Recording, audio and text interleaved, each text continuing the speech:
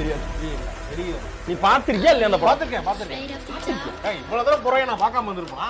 அப்புறம் ஏன்டா எல்லாத்துக்கும் சஸ்பென்ஸா பாத்துக்கிட்டு நீ? அது இல்லைங்க.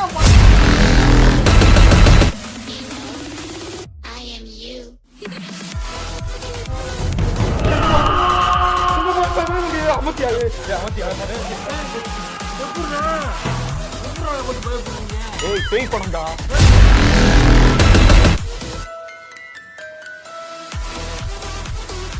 இந்த சேனலுக்கு எதாக இருந்தாலும் அது கொஞ்சம் ஆதரவு கொடுங்க.